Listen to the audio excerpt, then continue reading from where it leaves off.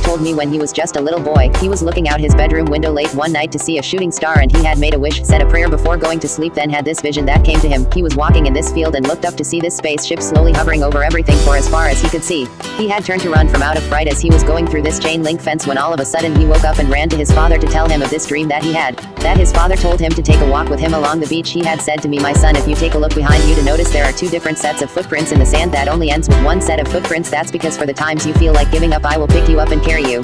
When you see the sun set, a new beginning and time for the sun to rise, just remember a star can't shine without the darkness. If you see someone falling from the sky and he says that he can fly, when you see him slowly returning to the earth and he starts to walk on water to land, you ask me, did he die? I tell you, no, my son. Then you turn to ask me why. I tell you, because my son, it just wasn't his time. For that's only in God's hands." The very word secrecy is repugnant in a free and open society.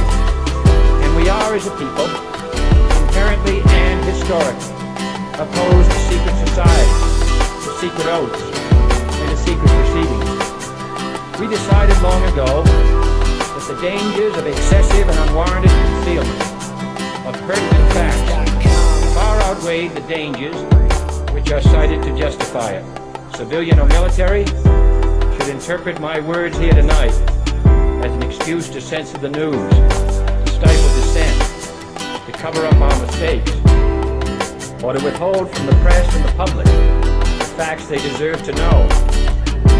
For we are opposed around the world by a monolithic and ruthless conspiracy, a highly efficient machine that combines military, diplomatic, intelligence, economic, scientific, and political operations. Its preparations are concealed, not published.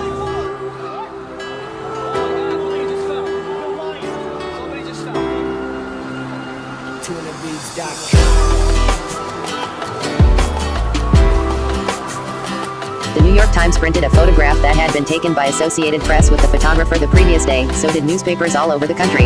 It showed a man who, having jumped from one of the burning World Trade Center towers, was falling through the air to the pavement, and acrobatics of death. An estimated 7% of those who were murdered on 9/11 died by jumping. There is ample photographic documentation, taken by various witnesses from various angles, of this horrific phenomenon. The Times never ran the photograph, or anything like it, ever again, neither did most other American papers. Indeed, photographs of the so-called jumpers have been rendered taboo, vilified as an insult to the dead and an unbearably brutal shock to the living, though they have been printed abroad, and can be found on the internet, and journalists who have tried to identify the falling, dying man